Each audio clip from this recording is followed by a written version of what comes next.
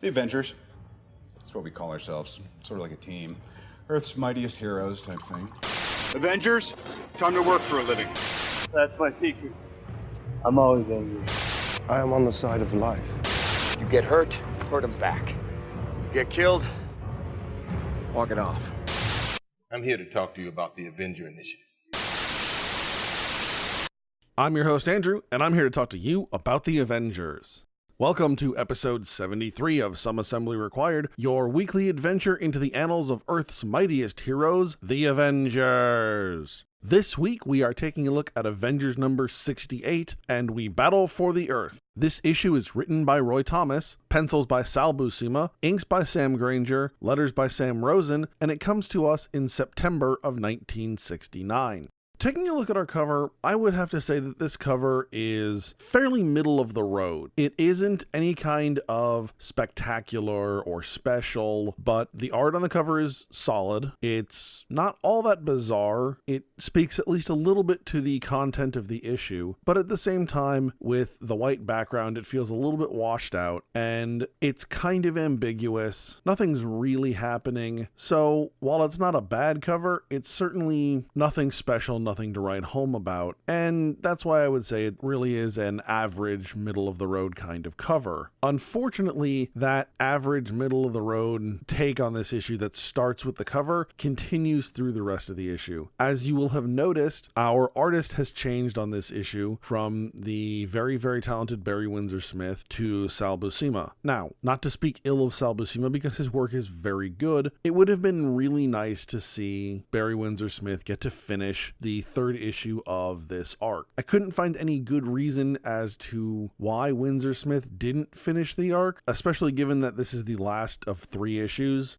Moving along into our issue, we start with our opening splash page, which picks up effectively immediately where last issue leaves off, with Ultron hand on the lever, ready to annihilate New York. Remember, last issue left on this big cliffhanger where Ultron was getting ready to destroy all of Manhattan, and the Avengers and S.H.I.E.L.D. agents were rushing in to try and stop him. So now we pick up as Ultron pulls the lever, and nothing happens. Much to Ultron's surprise, in fact. Ultron pulls the lever, nothing happens, and he stops and starts trying to figure out why there isn't a nuclear Armageddon in progress, with him the only survivor at the center of this maelstrom. I will say that this issue does a really good job of giving Ultron a little bit more human characteristics, especially here he looks exceptionally confused, but at the same time, it's a little weird that they make Ultron scratch his head and pull at his chin where a beard might be. Now, as a man who sports a beard myself, I can understand the desire when one is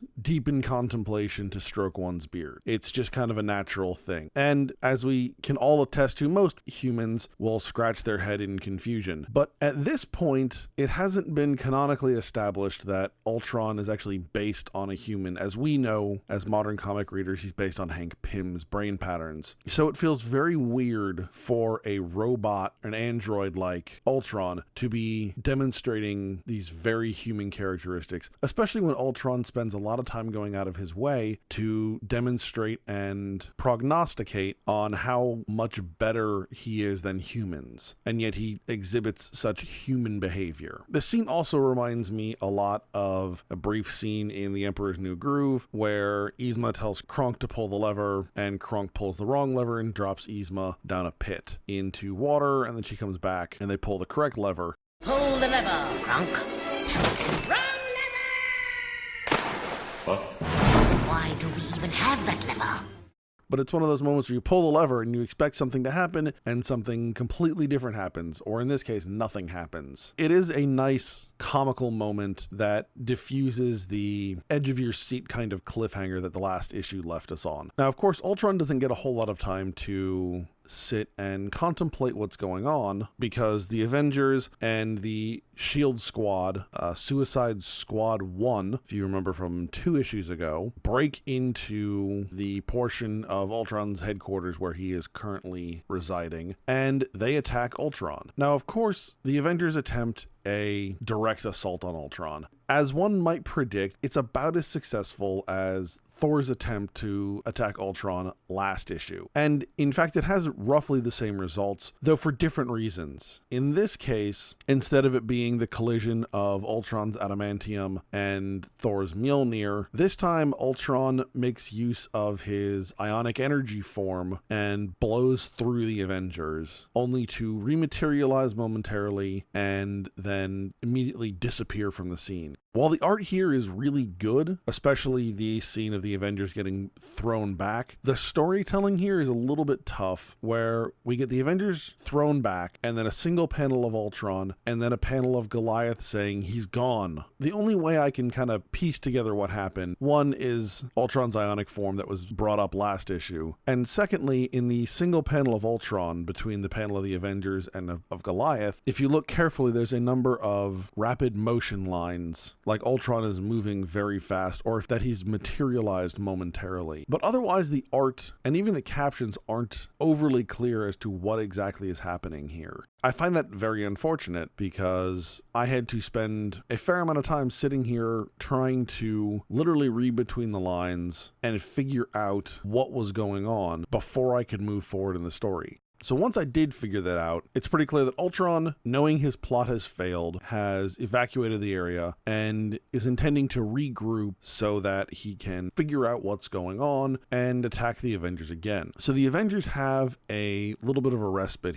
During this period of time, Vision makes his way back to the Avengers in a fairly worn down and disheveled, certainly somewhat exhausted state. And Vision explains to the Avengers that he is the reason Ultron was unable to nuke Midtown Manhattan, because while the Avengers were making their way there, and after Ultron had beaten down Vision pretty hard in the last issue, Vision made his way to the controls for Ultron's device and just started ripping things to pieces, so that when Ultron pulled the lever, nothing happened. Now, it's worth pointing out here, one, that Vision is ripping apart the equipment that Ultron stated last issue he expected to find in perfect working order because it was too dangerous to dismantle. So that seems like a little bit of a questionable judgment call to start ripping apart all this equipment because of how dangerous it was. Also, Vision alludes to the fact that he rebuilt Ultron and that his actions are worthy of condemnation, and we get an editorial note saying that Vision was under a post-hypnotic command to rebuild Ultron 2 issues ago.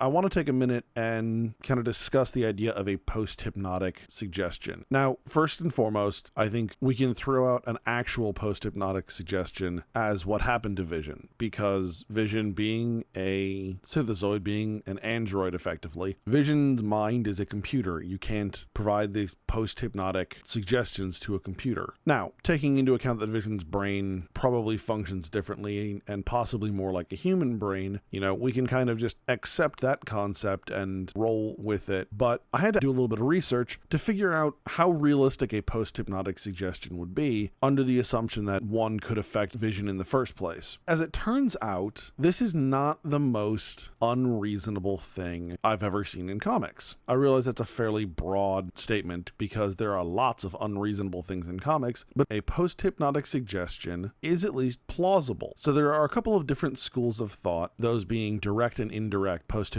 suggestion, but really a lot of the ideas are the same. The difference being direct is more of a command, indirect is more of a suggestion, more of a request, if you will. But the goal is the same in that they input an idea into someone's mind in this hypnotic trance, and that when a particular trigger is activated, then this post-hypnotic behavior will be executed by the individual. So let's take, for example, if someone was using it to try and quit smoking, the post-hypnotic suggestion could be triggered by them reaching for a pack of cigarettes, and it would help direct them to do something differently to help them break the habit of smoking. Under normal circumstances, most of these triggers are fairly mundane, fairly simple, and that helps them to be accepted by the individual. The individual doesn't try to consciously fight back. One of the things I came across is the idea that the more unusual a trigger, the more likely likely it is that a person with the suggestion will consciously fight back against it. So with that in mind, while this is certainly a very unusual suggestion and probably has an unusual trigger, it is at least possible for this to be implanted. On top of that, it's possible for a post-hypnotic suggestion to exist for an individual for a short period of time or for longer periods of time, including years. So again, it's possible, although not necessarily likely, that several years earlier this was implanted into Vision, unknown to him, and that he just recently came across his trigger and began to execute the actions implanted. Finally, this also explains the trance-like state that Vision was in for periods of the last two issues. Typically, when someone is actually executing the suggestion, they go into a trance-like state similar to that of the actual hypnosis while they are executing the task, and then come back out of it. So, all said and done, while not necessarily the most plausible explanation for what happened, I would say that there is at least an outside possibility that this could work, at least to some extent. Maybe not quite as involved as it's portrayed in this issue, however, it at least has some potential. All right, now that we've taken that diversion for a little while, getting back to our story, the Avengers make their way back to Avengers Mansion after having conversed with Vision, and at the end of that conversation, Vision collapses. So the Avengers are rushing him back to the mansion, and they hook him up to the machine we saw a few issues back when Black Panther and Hawkeye were testing Vision's energy absorption. And basically the Avengers are trying to recharge Vision because he is so low on energy. Now, one of the things that gets mentioned here that I really like is that Vision's power storage has an upper limit. Now, while that doesn't seem like a big deal, what we often see in superhero comics is the idea of power creep, where over time, heroes become more powerful as part of the storytelling. The hero starts off fighting fairly mundane, low-powered villains, and in order to keep the intensity of the story up, you have to give them bigger and badder and more powerful villains to fight. Well, as you do that, that means the hero's abilities and powers must rise to meet that threat. The idea of power creep is that eventually you reach a point where these characters are so supremely powerful that the threats you have to introduce in order to give them something worth fighting is astronomical and at times beyond belief. So giving Vision an upper threshold of power, although not clearly defined, at least introducing the concept means that there's going to be villains potentially that are more powerful than that, and that Vision can't just punch his way through. Unfortunately for the Avengers here, while Vision is recuperating and recharging, he's effectively unconscious. But Vision obviously has information the Avengers want because Vision is responsible for helping rebuild Ultron. And they're trying to figure out how Vision built Ultron using adamantium when adamantium in its solid form can't be melted down, can't be reformed. So the Avengers have kind of been scratching their head about this on and off. And finally, Yellow Jacket dons this gigantic mind probe in order to read Vision's thoughts. This thing looks absolutely ridiculous, and in fact, Yellow Jacket has to strap it around his waist, and it kind of attaches to his chest, and it's just this ginormous, unwieldy piece of equipment that is very awkward for its given purpose. But Yellow Jacket uses this piece of equipment and begins to read Vision's mind, and discovers that Vision used a piece of equipment called a molecular rearranger in order to form Ultron. The idea behind this piece of equipment is, as is moderately self-explanatory, it rearranges the molecules of the adamantium in order to reshape it. Now, I do have to give Sal Buscema and Sam Grainger a lot of credit here because the two panels involving reading Vision's mind have the most amazing coloring with this beautiful Kirby crackle. It almost looks like the molecular rearranger idea is trying to burn its way out of Vision's head. It's very, very cool. And it's got a very dark, sinister undertone to it that agrees a lot with the tone of the last two issues and the idea that Ultron is this potentially unstoppable force the Avengers are going to have to come up against. With this information, the Avengers go and contact S.H.I.E.L.D. because S.H.I.E.L.D. owns the molecular rearranger, and on further investigation, they discover that the molecular rearranger is in fact missing. their excuse is that in all the chaos of Vision attacking and trying to look for the adamantium, the disappearance of the molecular rearranger was missed. I find that somewhat hard to believe. I always like to think that a thorough investigation into the disappearance of a piece of equipment would involve seeing what other pieces of equipment might be missing. But then again, that's me. That's my personal experience and training. Apparently, these SHIELD scientists don't share that with me. So at this point, I have to assume that this molecular rearranger device is going to play a large role in the resolution of this story. And unfortunately, I'm here to say that it plays no further role in this issue. And that bugs me to no end. The molecular rearranger is very much a red herring for this plot, and it kind of irritates me. The Avengers, having learned about the molecular rearranger and determining that this was in fact the device that Vision used, are already forming a plan, and that plan requires vibranium that the Avengers are acquiring from their fellow teammate Black Panther, who doesn't happen to be with the team. He's home at the moment fighting off an invasion force, but with that, Black Panther makes a very quick decision and immediately sends the Avengers what they ask for, because although he is unable to help himself, he is at least able to aid the Avengers by providing them material support as opposed to his physical presence. So from here we find Ultron off at some other hidden base he has, preparing to once again fight the Avengers, kind of contemplating what's going on, and listening to the news where there's an announcement that the eminent physicist Dr. Myron McLean will be addressing the United Nations. Now, Dr. McLean happens to be the same SHIELD scientist that the Avengers have been conversing with the last several issues, and one of the men who is behind adamantium, who has the formula. Ultron recognizes that this announcement, that this speaking engagement, is most likely a trap set by the Avengers, but the opportunity to find the molecular formula for adamantium and be able to create an entire army of Ultron robots with which to conquer the world is a little bit too good for Ultron to pass up, so he decides that he's going to take the bait and go after Dr. McLean. Now, one thing I should point out is I would not be surprised if this is where the idea, the origin of the Ultron army in Age of Ultron came from. Ultron talks about having an army of mindless robots at his command to take over the world, and in Age of Ultron that is very much what the character had. Now, in the film, because adamantium is more closely associated with Wolverine and the Fox films, Ultron is made out of vibranium in that film, but the idea is the same, that Ultron wants this unbeatable army of mindless super soldiers at his command. We next find the Avengers heading to the United Nations with everyone minus Yellow Jacket, who has stated that he has business elsewhere that needs to be attended to. And we also find we have another new Wasp costume. Upon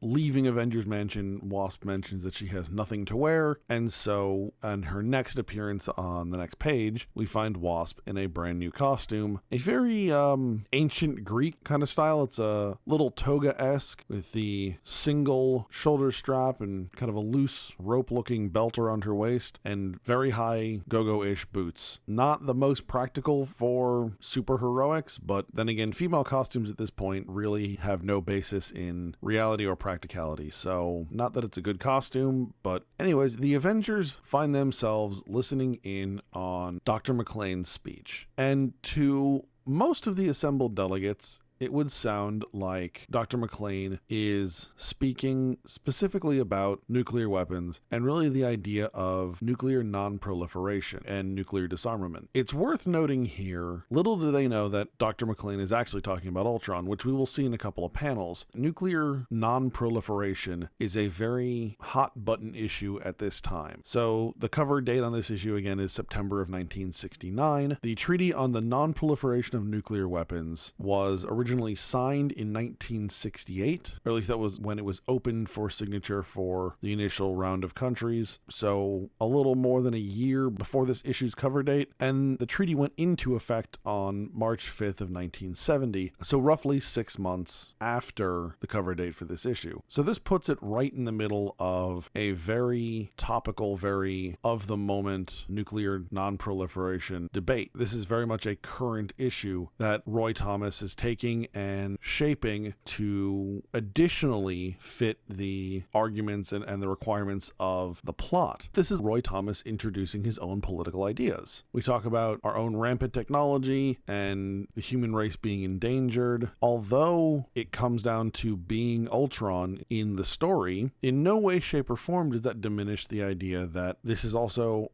absolutely applicable to nuclear weapons, and that concept shouldn't be ignored, right? Again, comics are not just these wonderful, somewhat fanciful stories that we get told. They're also a very capable conduit for discussing some more difficult issues like this. We've already seen the Avengers discuss racism and rampant nationalism when we saw the Sons of the Serpent, and here we're talking about the threat that nuclear weapons have on mankind. We're just also somewhat co-opting this argument to further our story. As I mentioned, co-opting this idea, Ultron 6 arrives, only it's not quite the same Ultron we've seen the last issue and a half. This is an even newer form of Ultron who announces himself as Ultimate Ultron. And instead of having this rocket sled body that we've seen previously, Ultron is back to a more human form, although somewhat as a means to discern him from Ultron 5. Between the elbow and shoulder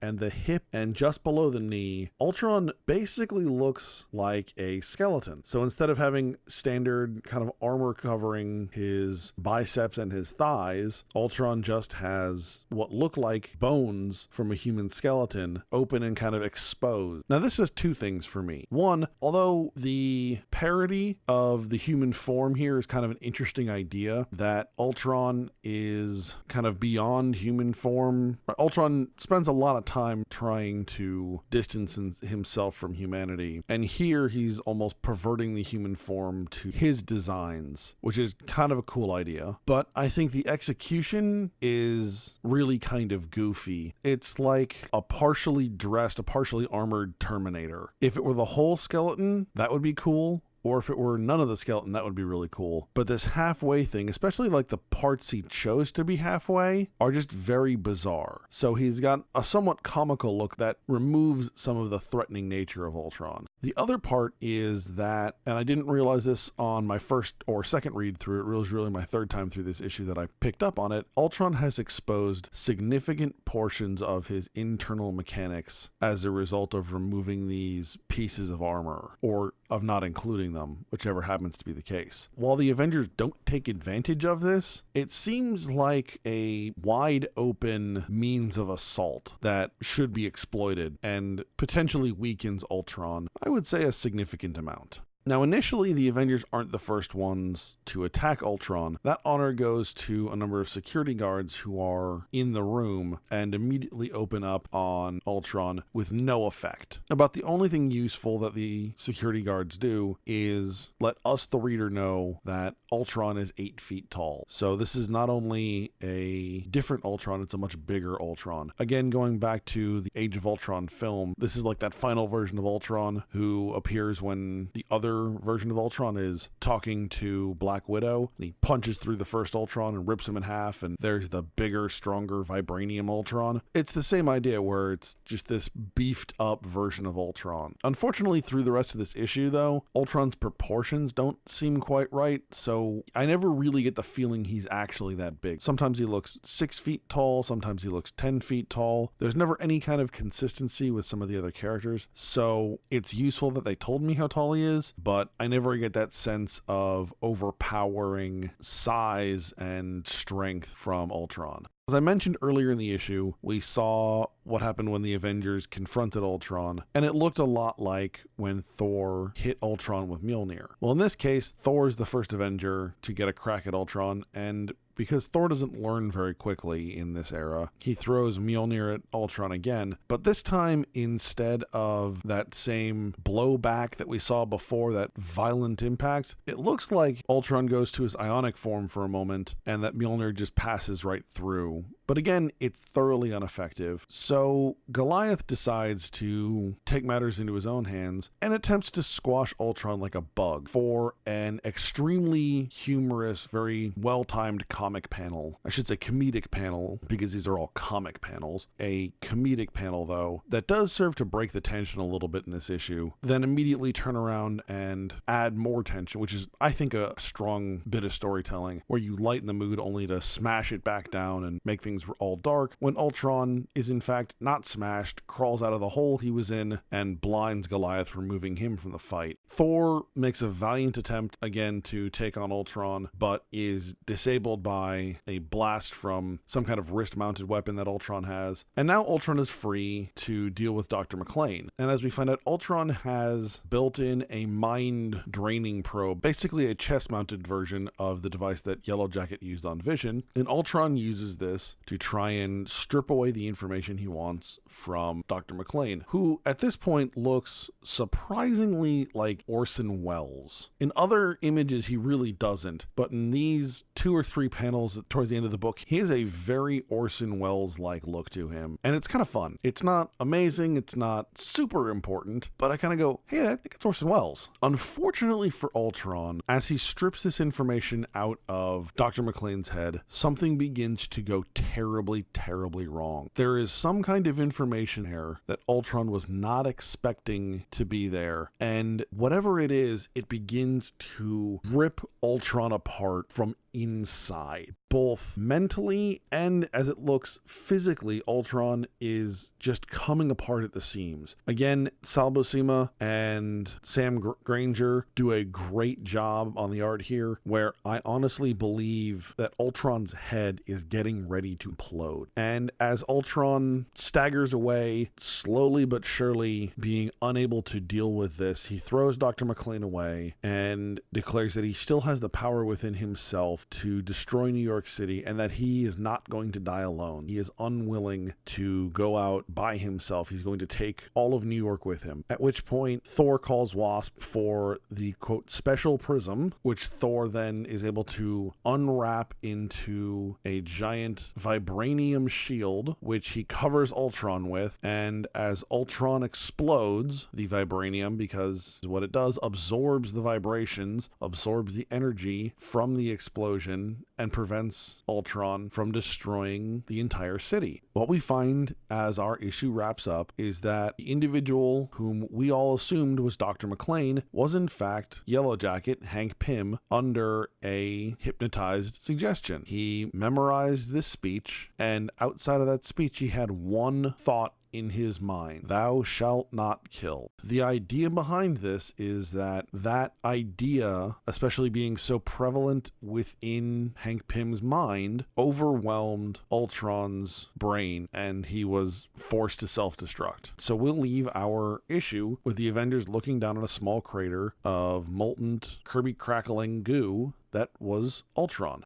In the end, again, this is a middle-of-the-road issue. Given how strong the last 2 issues were and how high-intensity, high-stakes they were, I find the end of this issue kind of a letdown. Now, don't get me wrong, I really liked the vibranium shield that the Avengers used to contain the self-destruct. It's a little comic book goofy, but it was also fun, it was clever. But the idea of introducing this single thought and that it would overpower Ultron and cause him to melt down effectively is a little bit far-fetched for me. Conceptually, Ultron, again, we know is based on Hank Pym, but even if we didn't, right, Ultron is at least as intelligent and capable as a human. I think we can all agree on that. And I have a hard time finding any human being that a single thought would cause them to completely shut down. Now, there are times where people suffer from these world-crippling instances, but it is certainly within the capability of a human being to overcome those kinds of world-shattering, earth-shaking having life-changing thoughts and concepts. So the idea that Ultron is unable to adapt. And there's a difference between unable and unwilling. There are plenty of people out there who are thoroughly incapable of accepting a different thought than what they have. There's a lot of people, racist, sexist, homophobic, right? People who fall into those categories tend to be those people who are unwilling to change. They are not incapable of change, they are unwilling to do so. So the idea that Ultron, who is, again, we will find out is based on a human being, but again, at least as capable as a human being, should be capable of adapting. Whether or not he was willing to is a different matter. Also, again, I'm frustrated that the molecular rearranger turned out to be such a red herring. It would have made a lot more sense to use that to disable Ultron. Or, I mean, they still could have turned him into this little pile of goo. That would have been fun. It would have just been via the molecular rearranger. So it disappoints me that they introduced this idea. They explained how it happened in the first place, and then they kind of backtrack on it. Also, Ultron stated that he would have survived this nuclear holocaust that he had intended to induce earlier. So I have to scratch my head a little bit and try and figure out why it was that Ultron didn't survive this one. Now, maybe it was the concentrated nature, and maybe it was the fact that it was probably from inside Ultron as opposed to an external force. But at the same time, at least parts of Ultron should have survived this, and they didn't. So that leaves me scratching my head, wanting a little bit more. With regards to the art, again, I pointed out several places I thought the art was very good. Sal Buscema does a fantastic job with the art, but it's not Barry Windsor Smith, and again, I would have liked to have seen him finish out the arc. I think he probably would have done a better job with Ultimate Ultron, and I think I made my thoughts known as to not particularly liking Ultimate Ultron's look from Buscema. It's not that it was badly done, but it was a style choice that I didn't like. Remember, you can find us at AvengersAssembly.com. You can follow us on Facebook, Instagram, and Twitter, and you can find this podcast on iTunes, SoundCloud, and YouTube. Next week, we are going to be taking a look at Avengers number 69, Let the Game Begin. All right, hey. All right, good job, guys. Let's just not come in tomorrow. Let's just take a day. You ever tried shawarma? There's a shawarma joint about 2 blocks from here.